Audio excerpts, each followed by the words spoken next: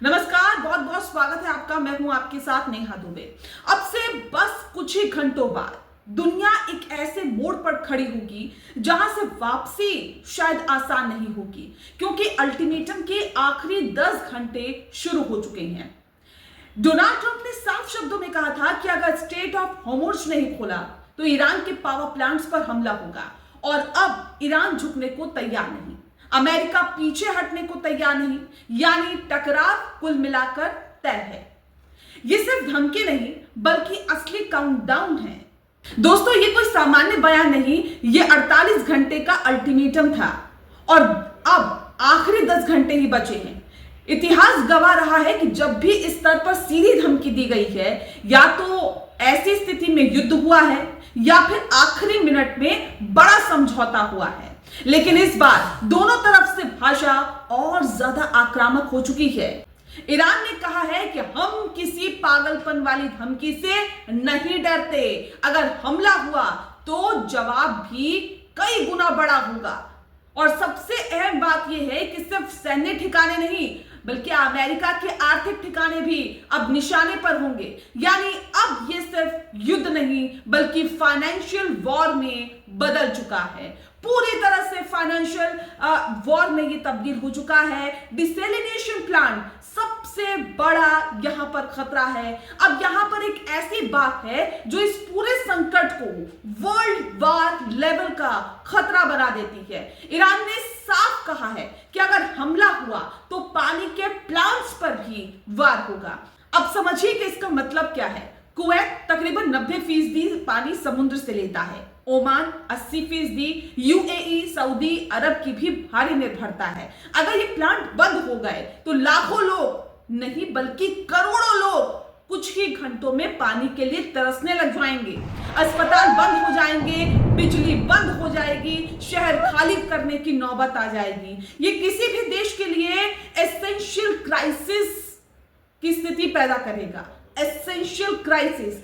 अब आपको यह समझना होगा कि पूरा खेल आखिर है किस चीज का?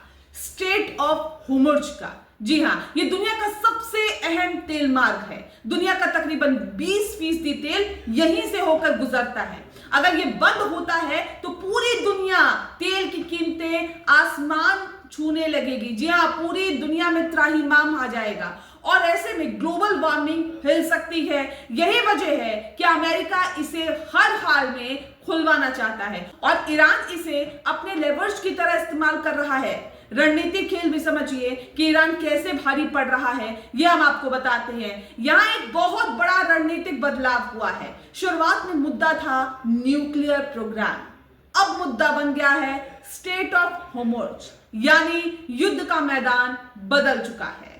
और इस नए मैदान में ईरान सबसे ज्यादा मजबूत पोजीशन में है, क्योंकि रास्ता उसके कंट्रोल में है। दुनिया उस पर निर्भर है। अमेरिका के सामने सबसे बड़ी दुविधा क्या है, यह भी समझिए। अब सवाल इस बात को लेकर है कि डोनाल्ड ट्रंप क्या करेंगे वो ऐसी स्थिति में। अगर हमला करते हैं तो ईरान जवाब देगा, युद्ध फैल सकता है। अगर हमला नहीं करते हैं तो उनकी साख पर सवाल उठेंगे। ईरान इसे अपनी जीत बताएगा, यानी करे तो भी फंसे और ना करे तो भी फंसे। 3 संभावित सिनेरियो है। इन सिनेरियो को समझिए कि क्या स्थितियां हो सकती है। अमेरिका छोटा हमला करेगा, ईरान भी सीमित जवाब देगा, फिर दोनों कहेंगे हमने जवाब दे दिया और बातचीत शुरू हो सकती है। यह सबसे सेफ एग्जिट होता है। दूसरा, रीजनल वार, मतलब सबसे वास्तविक खतरा। अगर ईरान ने सऊदी, यूएई या फिर किसी गल्फ देश को टारगेट किया तो पूरा गल्फ युद्ध में कूदेगा, नाटो पर दबाव बढ़ेगा और यह बन जाएगा मिडल ईस्ट वार। तीसरा, वैश्विक आपदा। अगर पानी बिजली पर बड़े हमले हुए तो लोग प्रभावित होंगे, देश मजबूर होंगे युद्ध में आने के लिए और फिर न्यूक्लियर ऑप्शन तक बात जा सकती है। यह होगा point of no return. Economic झटका। दुनिया तैयार नहीं है। तेल की कीमतें पहले की बढ़ रही है, शिपिंग रुक रही है, इंश्योरेंस महंगा हो गया है, लेकिन दिलचस्प बात है कि ईरान अपना तेल बेचता जा रहा है, बाकी देश नुकसान झेल रहे हैं। ये एक तरह से इकोनॉमिक वारफेयर है। अब इसका भारत पर क्या असर होगा ये भी समझिए कि अगर ये स्थिति बनती है तो सीधा संकट भारत पर भी आएगा। पेट्रोल डीजल महंगे हो जाएंगे, गैस सिलेंडर महंगे हो जाएंगे, खाद की कमी हो जाएगी, दवाइयों की सप्लाई पर असर पड़ेगा, इंडस्ट्री की लागत 20 से 25% बढ़ सकती है और अंत में इसका भार आम आदमी ही उठाएगा। अब समझिए कि दुनिया का अगर रुख होता है तो कौन किसके साथ होगा। यूरोप बेहद चिंतित है, ब्रिटेन अपनी सैन्य तैयारी बढ़ा रहा है, गल्फ देश इस वक्त डरे हुए हैं। अगर ये बढ़ता है, ये बन सकती है स्थिति ईरान वर्सेस बाकी दुनिया। रूस और चीन को छोड़ दिया जाए तो ये स्थिति हो सकती है। अगले 10 घंटे सबसे ज्यादा निर्णायक है। अब सवाल सिर्फ एक है कि क्या डोनाल्ड ट्रंप हमला करेंगे या कोई आखिरी मिनट की डील होगी।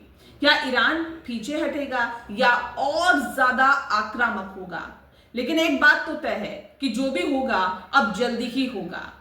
अल्टीमेटम के आखिरी 10 घंटे दुनिया के इतिहास में दर्ज हो सकते हैं। या तो ये एक और युद्ध की शुरुआत होगी या एक बड़े टकराव से ठीक पहले का आखिरी मोड़ है। अब देखना होगा कि पहले कौन झुकता है या कोई भी नहीं झुकता है और दुनिया एक नए संकट में प्रवेश कर सकती है। क्या स्थिति बनती है, इस पर सभी की निगाहें हैं। धन्यवाद।